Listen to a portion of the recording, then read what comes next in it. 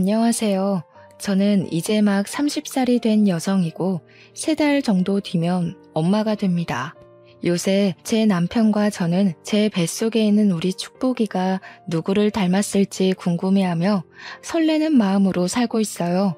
정말 아침에 눈을 뜨고 저녁에 눈을 감는 모든 순간순간이 제게 축복이고 하루하루가 선물 같답니다. 지금의 저를 보면 아무 고민 걱정 없이 정말 편안하게 살았을 것 같지만 사실 저는 이렇게 행복을 느끼며 산지 얼마 되지 않았습니다. 결혼 전에는 암울하다 못해 비참한 삶을 살았거든요. 그런데 결혼을 하면서 저에 대한 모든 진실이 밝혀지고 드디어 저도 남들처럼 평범하게 살 수 있게 되었답니다. 어떤 분들은 로또가 된 것도 아니고 그저 남들처럼 평범하게 사는 게 뭐가 그리 행복하냐고 하실 수도 있겠지만 저는 이 평범을 찾기 위해 정말 많이 노력해야만 했습니다. 사실 저에게는 아빠, 엄마, 그리고 쌍둥이 여동생이 있었어요. 대부분 사람은 엄마의 사랑을 받으며 응석도 부리고 엄마와 사소한 일로 다투기도 하며 자랐겠지만 저는 엄마의 사랑을 하나도 받지 못하고 차별과 구박만 받으며 살았습니다. 제가 8살 초등학교에 입학할 때 쌍둥이 여동생은 좋은 가방에 좋은 옷, 신발을 새로 다 사주셨지만 저는 남이 쓰다가 버린 허름한 가방만 주셨어요. 소풍을 갈 때도 여동생 가방에는 항상 과일이며 과자며 샌드위치며 먹을 것이 많았지만 제 몫으로 허락된 것은 오로지 과자 몇 조각뿐이었습니다. 집에서 밥을 먹을 때도 고기 반찬이 있으면 엄마는 오로지 여동생만 챙겨주었고 제 입으로 달걀 부침 하나 들어가는 것조차 아주 완벽히 아까워하셨답니다. 혹시라도 제가 학교 시험에서 여동생보다 성적이 더 잘 나오면 엄마는 동생을 이겨먹고 싶으냐며 저를 호되게 야단을 치셨어요. 엄마는 제가 항상 여동생의 들러리가 되기를 바랬고 여동생보다 더 잘하는 날에는 그날은 꾸지람이 돌아왔죠. 제게는 예쁜 머리핀, 머리끈조차 허락되지 않았습니다. 항상 예쁘고 새 것은 여동생이 했고 저는 여동생이 하고 남은 것 다 늘어진 머리끈, 녹이 쓴 머리핀만 했었어요.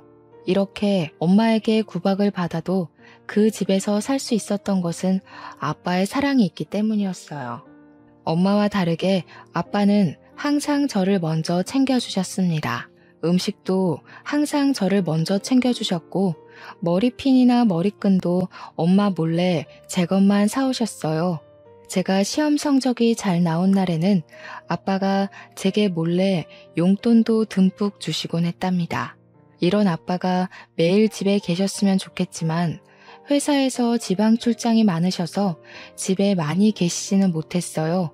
아빠가 집에 계실 때는 엄마의 구박이 덜했지만 아빠가 출장 중일 때는 엄마의 구박이 엄청났습니다.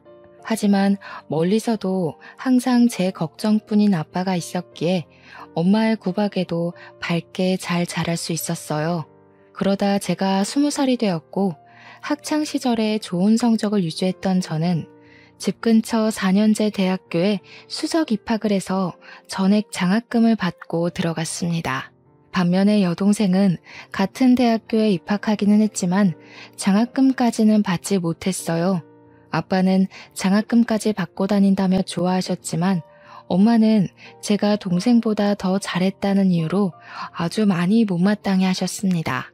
그리고 제가 이제는 성인이 되어 동생의 학자금을 벌어야 하니 제게 아르바이트를 해서 돈을 벌라고 강요하셨죠.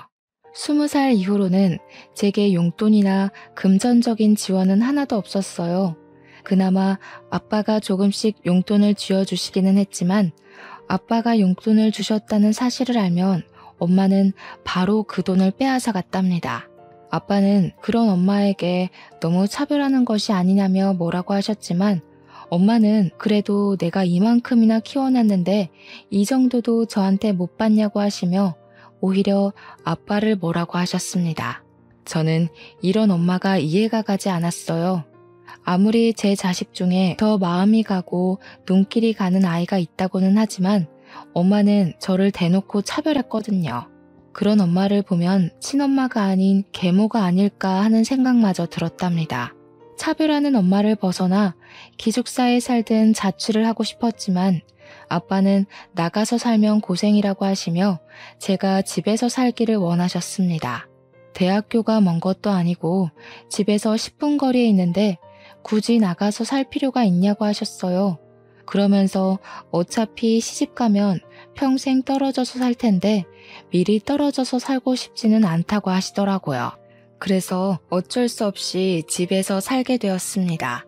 그렇게 제가 20살이던 해의 겨울이었어요. 앞으로 돈 나갈 일이 많다며 엄마는 국밥집을 차리셨습니다. 요리에는 관심도 없고 요리 솜씨도 전혀 없는 엄마가 갑자기 국밥집을 하신다고 하니 과연 장사가 잘 될까 하는 생각이 들었어요.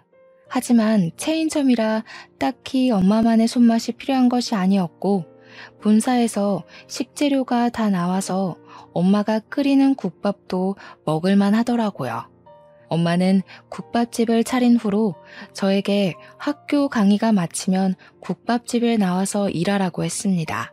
제가 국밥집에 나오지 않으면 제게 전화를 해서 온갖 욕을 했고 전화를 받지 않으면 받을 때까지 아주 집요하게 했어요.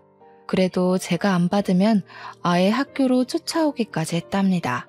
아빠가 집에 있는 날에는 그러지 않았지만 아빠가 집에 없는 날에는 당연히 국밥집에서 일해야 했습니다. 반면에 여동생은 정말 아무것도 하지 않고 그냥 공부만 했어요. 대학교 학비는 물론이고 용돈까지 한 달에 50만 원씩이나 받으며 아주 넉넉하게 생활했지만 저는 돈 한 푼도 받지 못했습니다. 그렇게 1학년 내내 엄마의 국밥집에서 일만 하다 보니 대학교 성적은 모두 다 CD뿐이었어요. 제가 수석 입학으로 전액 장학금 대상자이긴 했지만 상위 30%의 성적을 유지했을 때 받을 수 있었기에 저의 장학금도 취소되어 버렸답니다. 저는 다시 학비를 내야 하는 상황이 되어 엄마한테 말을 하니 엄마는 저의 학비를 내주지 않을 것이라고 하셨어요. 그래서 아빠에게 부탁해볼까 싶어 아빠한테 전화했는데 목소리가 좋지 않더라고요. 무슨 일이냐고 여쭈니 병원에서 건강검진을 했는데 위암 초기로 진단을 받아 수술해야 한다고 하셨어요. 게다가 회사에서는 지금 사정이 좋지 않아 더는 월급을 줄 수 없다며 미안하지만 퇴직하라고 하셨대요. 그래서 어쩔 수 없이 아빠는 다니던 회사를 관두시고 위암 수술을 진행해야만 했습니다. 아빠는 퇴직당하시고 병원비까지 나가야 하는 마당에 저는 대학교를 더는 다닐 수가 없다고 판단되어 결국 학교를 자퇴하게 되었어요. 그리고 저는 아빠의 옆에서 병간호했죠. 아빠가 왜 학교에 가지 않느냐고 물으셨는데 그냥 적성이 잘 맞지 않아서 그런다고 하며 대충 얼버무렸네요. 아빠는 자신의 꿈을 찾아야 할 시기에 아빠의 곁에만 있는 제가 걱정되셨는지 제게 공무원 시험 준비를 하라고 했어요. 처음에는 공무원이 되는 것이 그다지 좋지는 않았지만 곰곰이 생각해보니 지금 로또가 되지 않는 한 다시 대학교에 갈 수는 없잖아요. 고졸인 제가 좋은 회사에 들어가기도 힘들고요. 그럴 바엔 차라리 공무원 시험을 보는 것이 낫겠다는 생각이 들어 아빠의 병원에서 일단 공부를 시작했습니다. 원래 성적이 좋아서 그런지 공부가 그렇게 어렵지는 않았어요. 다행히 아빠도 수술 후 증상이 빨리 회복되어 한 달 만에 퇴원하셨습니다. 그 뒤로 아빠는 엄마와 함께 국밥집에서 일하셨고 저는 독서실을 다니며 공무원 공부를 했어요. 그렇게 공부한 지 1년 만에 합격하여 제가 살던 곳 근처에 동사무소로 발령을 받았습니다. 그곳에서 근무하고 처음으로 급여를 받았던 날, 저는 아빠의 내복을 샀어요. 엄마의 내복은 솔직히 사기 싫었지만 그래도 그동안 저를 키워주신 분이니 같이 샀습니다. 내복을 사서 집에 들어갔는데 원래는 한창 가게에서 일할 시간인데 부모님이 집에 계시더라고요. 내가 그래도 입양한 딸 저렇게까지 키워놨으면 됐지. 뭘 더 하라는 거예요? 난 진미한테 줄 돈 한 푼도 없어요. 당신은 어떻게 사람이 그래? 그동안 그렇게 받아놓고 진미한테 어떻게 그래? 나는 입양한 딸이어도 내 딸처럼 키웠어. 진미와 경미 하나도 차별 없이 키웠다고. 아이고, 당신이 진미 챙긴다고 경미 무시했던 거 모를 줄 알아요? 어떻게 자기 딸을 무시하고 남의 자식을 그렇게 키울 수 있어? 진짜 눈물 난다, 눈물 나. 부모님이 집에서 큰 소리로 싸우시고 계셨는데 가만히 들어보니 제가 입양된 딸이라는 거예요. 그래서 엄마는 저를 그렇게 미워하고 구박했고 반면에 내 쌍둥이 동생 경미는 친딸이었기에 금지오겹 키웠던 것이었습니다. 이제야 엄마가 저에게 했던 행동들이 다 이해가 갔어요. 저는 충격을 받아 들고 왔던 내복을 그대로 떨어뜨렸습니다. 집에서 갑자기 뭔가 떨어지는 소리에 깜짝 놀란 부모님이 나오셨어요. 지금 이게 다 무슨 소리예요? 제가 입양된 딸이라고요? 그래, 너 아기 때 내가 보육원에서 데리고 왔다. 불쌍한 년 내가 걷어서 키웠다고. 당신은 어떻게 애한테 말을 그렇게 해? 그게 아니고 진미야, 사실은 말이다.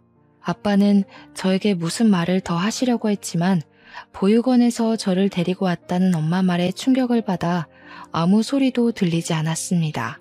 그래서 그렇게 저만 보면 못 잡아먹어서 안달이셨어요.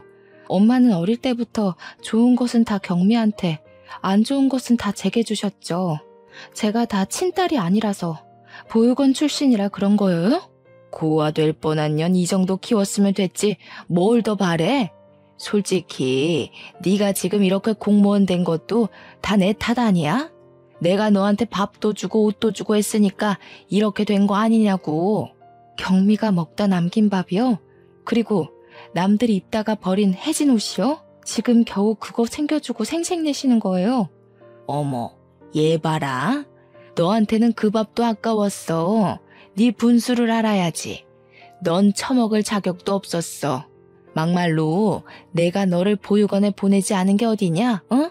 너는 나한테 평생 감사하다고 절하면서 살아야 돼. 알겠어? 엄마는 저에게 자신은 할 만큼 다 했다고 하시고 아빠는 자꾸 저에게 무슨 말을 더 하려고 하셨으나 저는 지금 이 상황이 너무 충격적이라 아빠의 말은 듣지도 않고 그 집을 뛰쳐나갔습니다. 그렇게 집에서 나와 정신이 반쯤 나간 채로 정처 없이 돌아다니다가 정신 차려보니 근무하는 동사무소 앞이더라고요. 근처에 벤치에 앉아서 멍하게 있는데 누군가가 저에게 물 한 병을 건네더라고요. 누군가 싶어보니 저와 같이 동사무소에 같이 입사를 했고 저와 동갑인 남자 직원 상민 씨였습니다. 상민 씨는 퇴근 후 저녁에 운동하러 나왔다가 제가 정신이 반쯤 나간 채로 걸어 다니는 것을 보고 저러다 다칠 것 같아서 쭉 쫓아왔대요. 그러면서 제게 무슨 일 있냐고 물어봤습니다. 저는 상민 씨에게 제가 살아온 이야기부터 오늘 들었던 이야기까지 다 말했어요. 말하다 보니 너무 서럽고 속상해서 눈물이 나서 상민 씨 앞에서 펑펑 울고 또 울었습니다. 목소리가 잠기고 눈이 퉁퉁 부을 정도로 울고 나니 좀 살 것 같더라고요. 이렇게 제 마음의 상처를 털어놓고 이성을 차리고 보니 제가 괜히 상민 씨를 붙잡고 귀찮게 한 것 같았어요. 그래서 제가 너무 진상이었다고 미안하다고 하니 상민 씨가 아니라고 하며 이렇게 한 번씩 풀어내야 한다고 했습니다. 그리고 상민 씨도 자신이 나와 비슷한 처지라며 살아온 이야기를 해줬어요. 상민 씨도 아기 때부터 19살 때까지 보육원에서 살다가 퇴소를 했대요. 그 후 일단 고시원에 들어가서 9급 공무원 책을 사서 하루에 3시간만 자고 삼각김밥만 먹으며 죽자사자 공부했고 2년 만에 합격해서 지금 근무하는 이 동사무소로 발령을 받았답니다.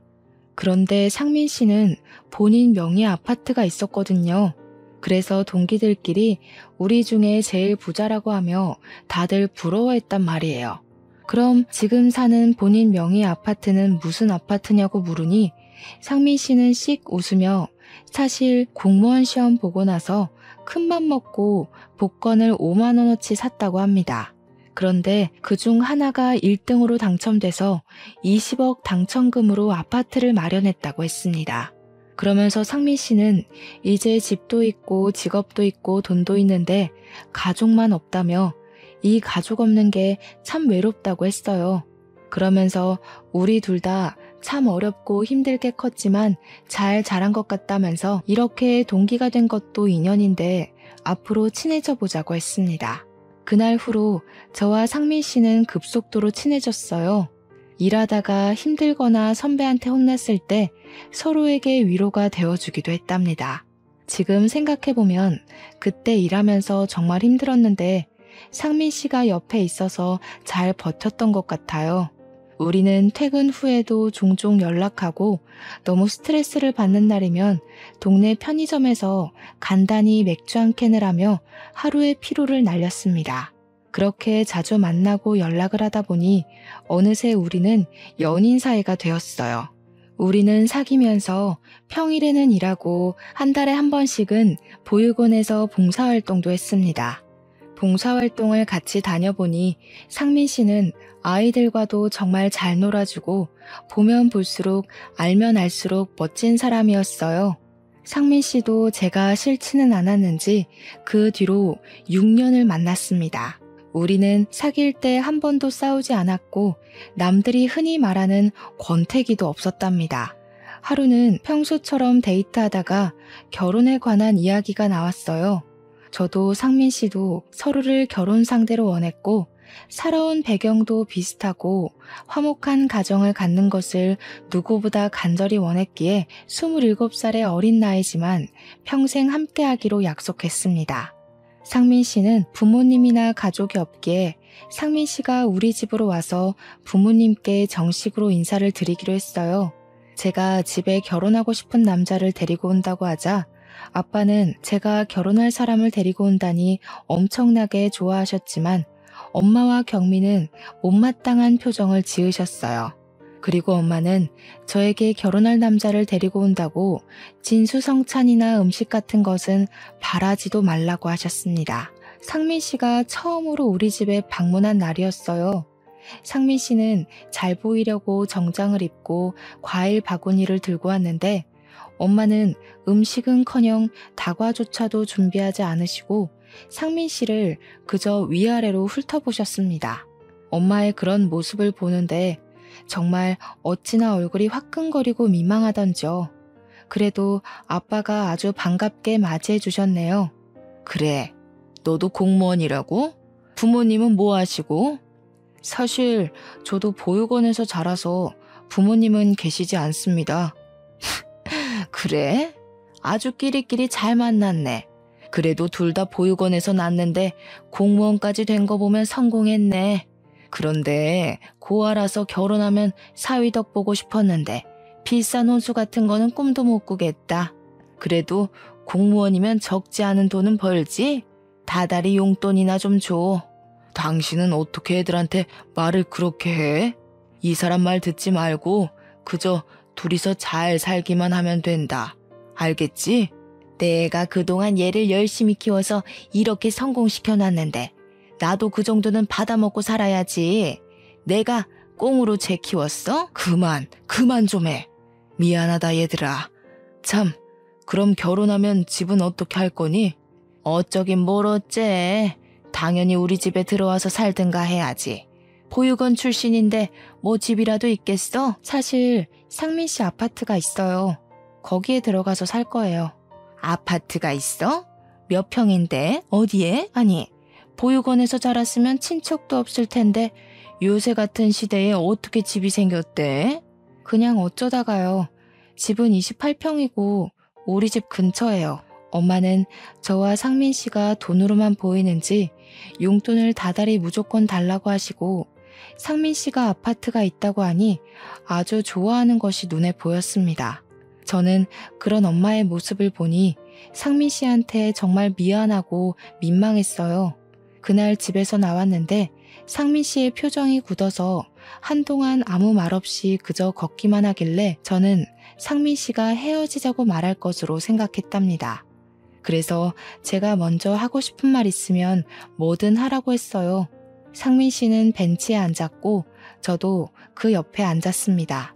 상민 씨는 한참을 뜸을 들이다가 혹시 이 자리 기억나냐고 물어보더라고요. 저는 잘 모르겠다고 하니 5년 전에 우리가 처음으로 밖에서 만나 서로의 살아온 이야기를 나눈 곳이라고 했습니다. 생각해보니 5년 전 제가 입양된 아이라는 사실을 알고 정신없이 밖에 떠돌다가 앉았던 동사무소 앞 벤치였어요. 사실 그날 이 벤치에서 울면서 살아온 이야기를 하는 진미 씨를 보면서 그때 이미 진미 씨의 가족이 되고 싶다고 생각했어요. 그때는 우리 나이가 어렸고 가진 게 없어서 결혼하자는 말은 못했죠.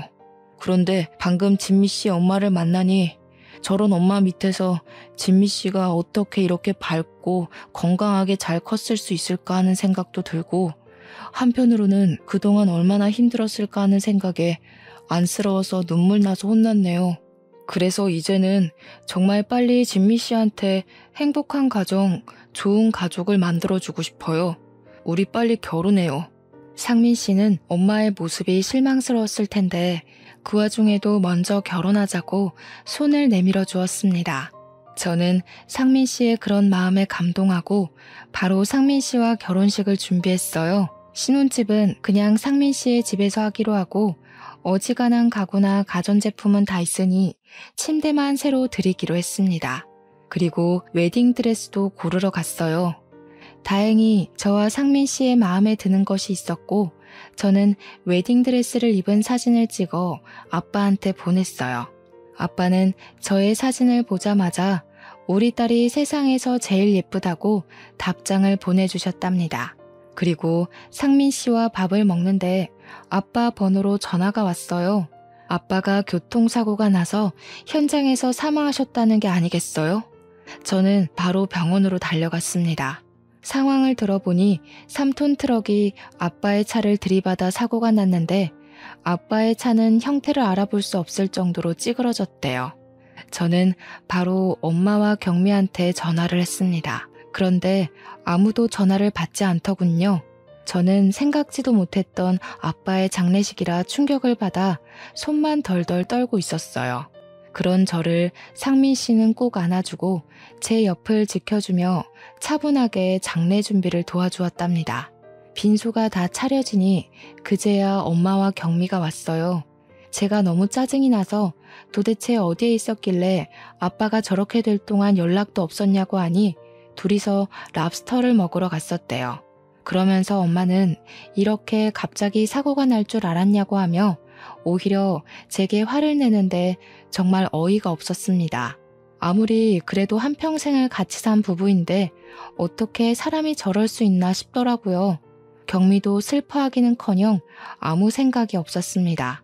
마음 같아서는 저 두 모녀의 머리채 붙잡고 싸우고 싶었지만 그래도 아빠의 장례식장을 싸움터로 만들 수는 없으니 그냥 꾹 참았네요. 저는 아빠의 지인들에게 부고 문자를 보내고 하나둘씩 오시는 손님을 맞이하며 아빠를 보내드릴 준비를 했습니다. 그리고 다음날 오전 입관식을 했어요. 누워있는 아빠를 보니 그저 눈물만 나더라고요.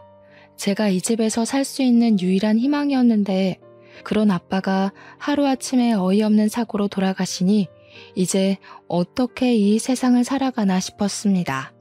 항상 따뜻한 손으로 저를 안아주시고 다독여주시던 아빠인데 그날 잡은 아빠의 손은 정말 소름이 끼칠 정도로 차갑고 딱딱했네요.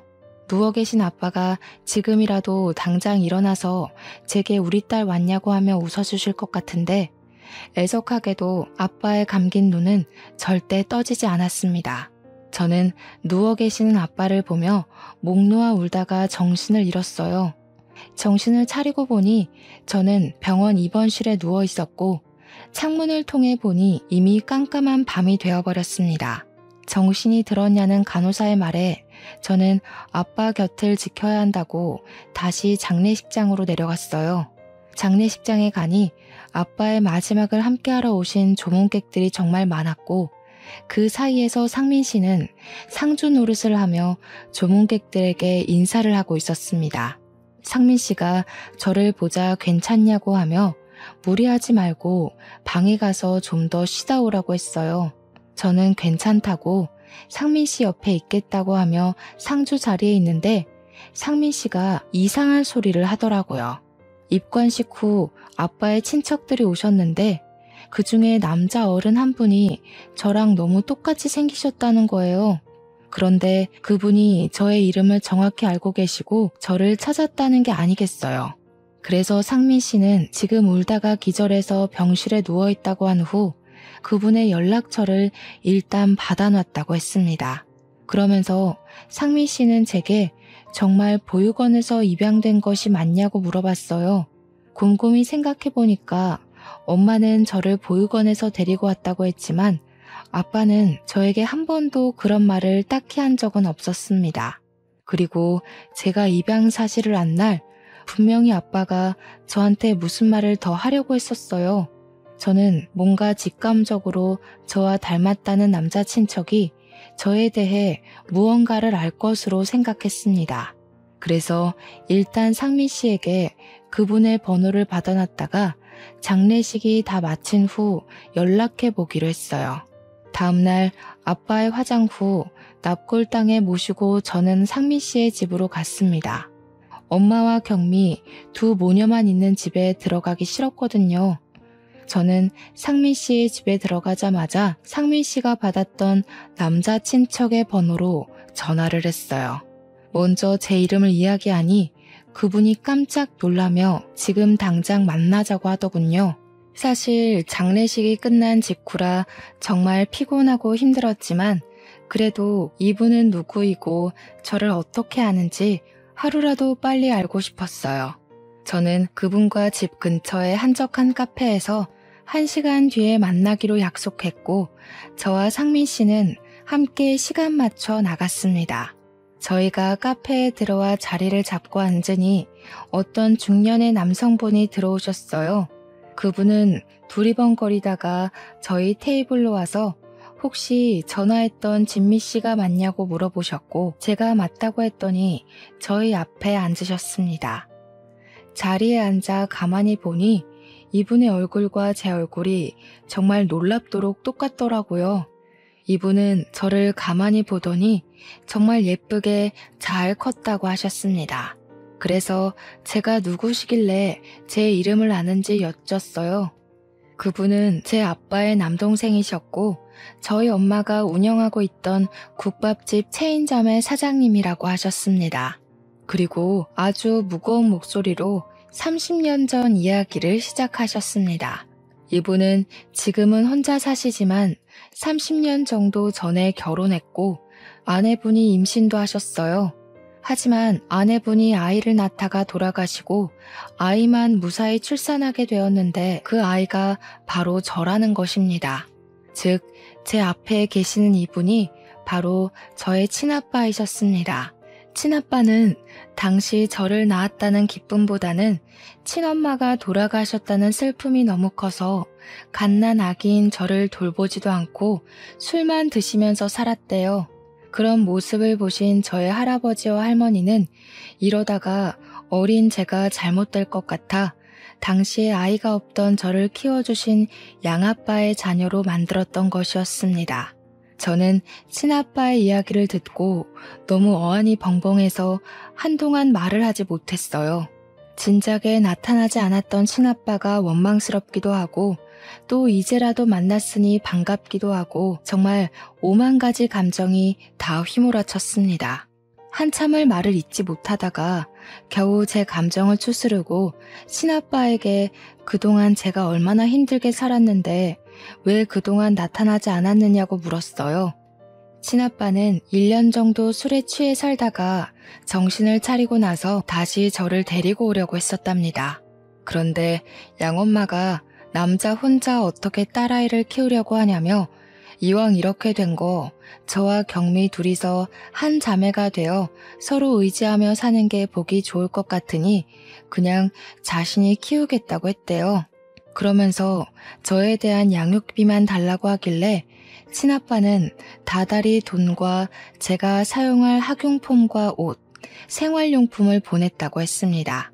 그 뒤로 친아빠는 좋은 아빠는 되지 못해도 어디서 꿀리지 않는 아빠가 되기 위해 국밥집을 하나 차렸고 속된 말로 뼈와 영혼을 갈아 넣어 크게 성장시키고 확장시켜 체인점까지 냈다고 합니다.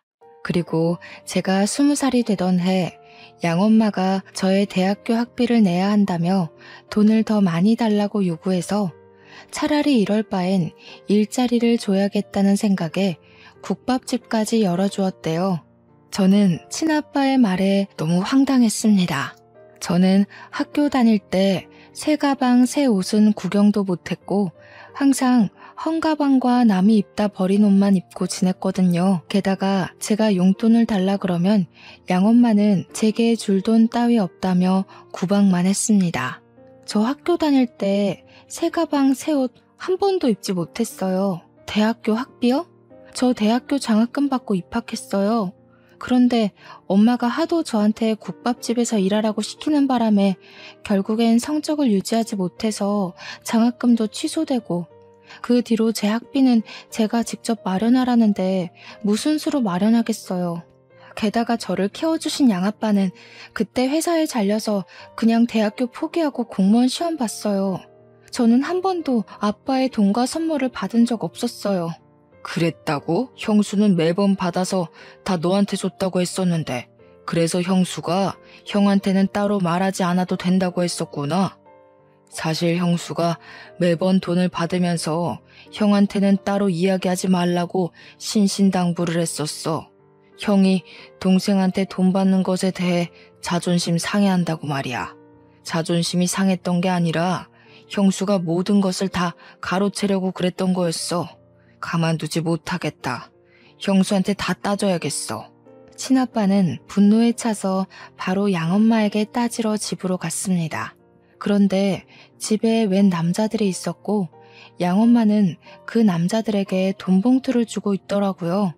그 사람들과 양엄마는 친아빠 그리고 저와 남편을 보더니 깜짝 놀라했어요.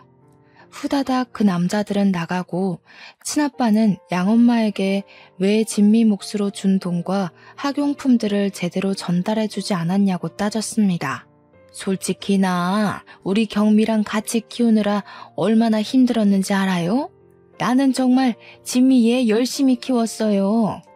그런 제가 그 돈은 수고비로 받을 수도 있는 거 아니에요? 그리고 내가 자선사업가도 아니고 말이야. 그깟 돈 몇 푼이나 한다고 그거 좀 가져갔다고 인제 와서 이 난리야? 도대체 나를 뭐로 하는 거야 이것들이? 내가 언제 우리 진미 키워달라고 했어요? 형수가 남자 혼자 여자아이 어떻게 키우냐며 굳이 같이 살겠다면서요. 다른 건 다 둘째치고 그럼 내가 진미 양육할 때 쓰라고 준 그 많은 돈과 학용품, 옷 다 어쨌어요? 어쨌냐고요? 보내줬던 옷들은 진미가 덩치가 작아서 다 크잖아요. 그래서 경미 먼저 입히고 나서 진미가 덩치 커지면 그대로 다시 입혔어요. 그리고 돈은 밥 먹이고 용돈 쓰고 했지 뭐.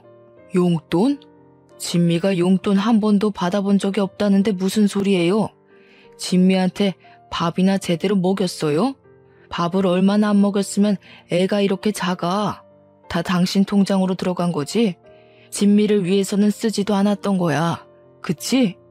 애가 안 처먹는 걸 나보고 어쩌라고. 제가 먹지 않겠다는데 내가 어떻게 먹여? 난 그래도 최선을 다해서 진미 키웠어. 나 진짜 억울해서 살 수가 없네. 이래서 옛말에 애 봐준 공은 없다는 거였어. 이런 불효막심한 년 같으니라고. 양엄마와 친아빠는 언성을 높여가며 크게 싸우셨습니다. 저는 두 분의 싸움을 일단 말리다가 우연히 거실 바닥을 봤는데 무슨 종이가 떨어져 있더라고요. 자세히 보니 심부름 업체의 명함이었고 왠지 아까 후다닥 나간 그 남자들이 놓고 간 것 같았습니다. 저는 양엄마가 싸우느라 정신없는 틈을 타서 몰래 명함을 챙겼어요. 친아빠는 양엄마와 한바탕 크게 싸우시다가 양엄마의 뻔뻔함에 고개를 저으며 저를 데리고 그냥 나가버리셨습니다. 그러고서는 제게 이제는 눈치 보며 살지 말고 이 집과 연 끊고 둘이서 행복하게 살라고 하셨어요. 저 역시 양아빠도 돌아가신 마당에 더는 이 집에 대한 미련이 없어서 알겠다고 했네요. 그리고 친아빠에게 거실 바닥에서 주었던 명함을 드리며 아까 있던 남자들이 떨어뜨린 것 같은데 한번 알아봐야 할 것 같다고 했습니다. 친아빠는 알겠다고 하시며 집으로 가셨어요. 그리고 며칠 뒤 동사무소에서 일하고 있는데 친아빠에게 퇴근 후 상민 씨와 함께 보자고 전화가 왔습니다. 퇴근 후 저와 상민 씨는 친아빠를 만났는데 정말 충격적인 이야기를 들었어요. 친아빠는 그날 헤어진 후 제가 바닥에서 주운 명함에 적힌 주소로 찾아가셨답니다. 그리고 거기 있던 직원에게 양엄마와 어떤 거래를 했는지 물어보셨는데 처음에는 알려주지 않다가 양엄마가 건넨 돈보다 더 많은 돈을 주니 그제야 어떤 거래를 했는지 알려주었대요. 알고 보니 양엄마가 양아빠의 사망보험금을 노리고 자동차 사고를 고의로 냈던 것이었더라고요. 저희는 분노에 가득 차서 바로 양엄마를 보험 사기로 신고했어요. 그렇게 양엄마에 대한 수사가 시작되었고 친아빠가 확인한 것이 모두 사실이라고 밝혀졌어요. 다른 부분은 아직까지 수사 중에 있습니다. 그리고 친아빠는 양엄마의 국밥집을 다른 사람에게 넘겼고 경미는 그 뒤로 연락이 끊어졌어요. 그리고 저는 저의 친아빠를 모시고 상민 씨와 결혼을 했습니다. 드디어 저만의 가정이 생긴 것입니다. 결혼식 때 이제 저도 진짜 가족이 생겨서 기쁘기도 하고 친딸도 아닌 저를 사랑해주시고 길러주신 양아빠가 보고 싶기도 해서 눈물이 어찌나 나던지요. 곱게 한 신부 화장이 다 번질 정도로 대성통곡을 했답니다. 눈물의 결혼식 후 우리는 따로 신혼여행은 가지 않고 친아빠가 계시는 곳 근처로 이사했습니다. 양엄마의 기억이 있는 장소는 두 번 다시 거들떠보기도 싫었거든요. 그 후 우리는 평일에는 동사무소로 출근하고 주말에는 친아빠의 국밥집 장사를 도와드리면서 행복한 신혼을 보내고 있었습니다. 저희가 국밥집에 자주 나가게 되면서 국밥집 직원분들과도 자연스럽게 친해졌어요. 그중 유별나게 저와 남편에게 친절하시고 뭐 하나라도 챙겨주시는 주방 이모님이 계십니다. 이 이모님은 지금 혼자 사시는데 저와 남편이 가면 정말 너무 좋아하셨어요. 친아빠 말로는 이모님이 젊은 시절에 아이가 있었다고 합니다. 그런데 아이가 갓난아기일 때 남편이 일하다가 사고로 돌아가셨고 주변에 도움을 받을 만한 친인척도 없었대요. 이모님은 혼자 아이를 키우기는 경제적으로 너무 힘든 상황이었고 많은 고민 끝에 어쩔 수 없이 아이를 보육원에 보냈어요. 하지만 아이를 버릴 생각은 전혀 없었대요. 그저 경제적인 기반이 잡힐 때까지만 보육원에 보내려고 했답니다. 그래서 아이를 보내놓고도 몰래 보육원에 가서 자신의 아이를 지켜보곤 하셨대요. 그러던 어느 날 갑자기 말도 없이 보육원이 이사를 가버렸고 그 뒤로 보육원을 찾으려고 여기저기 다녔지만 그때는 요새처럼 서류나 전산이 체계적으로 관리가 되지 않아 아이를 지금까지 찾지 못했다고 합니다. 그런데 이 아이가 자라면 아마 남편과 제 또래일 것이라고 했다고 하셨어요. 그러면서 우리 부부를 보면 꼭 이모님의 아들 부부가 온 것 같다면서 저희를 너무 좋아하셨죠. 그러던 어느 토요일이었습니다. 그날은 상민 씨가 요새 살이 너무 쪘다며 운동을 가고 저는 친아빠의 가게에서 일을 도와드리고 있었습니다. 가게를 정리하고 퇴근을 하려는데 이 이모님이 핸드폰을 두고 퇴근하셨더라고요. 이모님 핸드폰을 카운터에 두며 우연히 배경화면을 보게 되었는데 배경화면에는 담요에 쌓인 아기 사진이 있었습니다. 딱 봐도 오래전에 인화된 사진을 핸드폰으로 찍은 것 같았어요. 그런데 이 담요가 어디선가 많이 본 것 같더라고요. 담요에 대한 기억을 더듬어가고 있는데 이모님이 핸드폰을 두고 갔다며 들어오셨습니다. 네, 왜 그런 생각이 들었는지 모르겠는데 이모님의 얼굴을 보는 순간 묘하게 남편의 얼굴이 겹치더라고요. 그러면서 남편이 보육원에 있던 시절부터 사용했던 담요라며 제게 보여준 기억이 났어요. 저는 제가 들고 있던 핸드폰을 이모님께 건네주며 핸드폰 배경화면에 있는 담요에 쌓인 아기 사진은 어떤 사진이냐고 여쭸어요. 이모님은 이 아이가 사실 자신의 아이였고 보육원에 들어가기 전에 찍었던 사진이라고 하셨습니다. 그리고 이 담요는 아기를 보육원에 보내기 전에 반드시 찾을 것이라는 의미로 이모님이 직접 하나하나 수놓아서 만든 세상에서 하나뿐인 담요라고 하셨어요. 저는 이모님이 제 남편의 엄마라는 확신이 들어 바로 이모님을 데리고 우리 신혼집으로 갔습니다. 그리고 그곳에서 남편이 고이 접어둔 담요를 펼쳐 보여드렸죠. 이모님은 이 담요가 어떻게 여기에 있냐고 하시며 놀라셨어요. 그래서 사실 이것은 제 남편 상민 씨의 담요라고 말씀드렸습니다. 이모님은 담요를 껴안고 오열을 하셨고 저는 상민 씨에게 전화해서 지금 바로 할 말이 있으니 빨리 집으로 오라고 했어요. 상민 씨는 바로 집으로 왔는데 집에 자신의 담요가 꺼내져 있고 국밥집 이모님은 그 담요를 껴안고 울고 계시니 이게 무슨 상황이냐고 하더라고요. 저는 국밥집 가게에서 제가 보고 들은 이야기를 다 말해주었습니다. 국밥집 이모님, 아니 저의 시어머니는 남편을 붙잡고 이제야 찾아와서 미안하다며 대성통곡을 하셨습니다. 남편 역시 처음에는 어안이 벙벙해져서 있다가 시어머니의 핸드폰 사진을 보고 나서 자신의 어머니임을 깨닫고 눈물을 흘렸습니다. 눈물에 모자상봉을 하는 모습을 보니 저도 눈물이 나더라고요. 우리 셋은 그날 서로를 껴안고 기쁨의 눈물을 펑펑 흘렸어요. 조금 진정이 되고 나서 친아빠에게 이 모든 사실을 말씀드리니 친아빠는 세상에 이런 우연이 어디 있느냐고 하시며 모든 가족을 찾았으니 가게에서 파티를 열자고 하시더라고요. 우리는 불이 꺼진 가게로 다시 가서 그동안 살아온 이야기를 했어요. 저의 아빠, 저, 남편의 엄마, 남편, 우리 넷은 너무 반가워서 웃기도 하고 맥없이 흘러간 시간이 안타까워 울기도 하며 밤을 지새웠습니다. 그날은 밤을 새워도 하나도 피곤하지가 않더라고요. 그 뒤로 우리는 시어머니를 모시고 살게 되었습니다. 여기 사연들을 보면 80%는 시어머니와의 갈등 때문에 고민을 많이 하시지만 저의 시어머니는 정말 친엄마처럼 너무 잘 대해주세요. 그래서 저는 이분을 어머니가 아닌 엄마라고 부릅니다. 남편은 친아들인 자기보다 제가 더 엄마와 친하다며 우리 사이를 질투한답니다.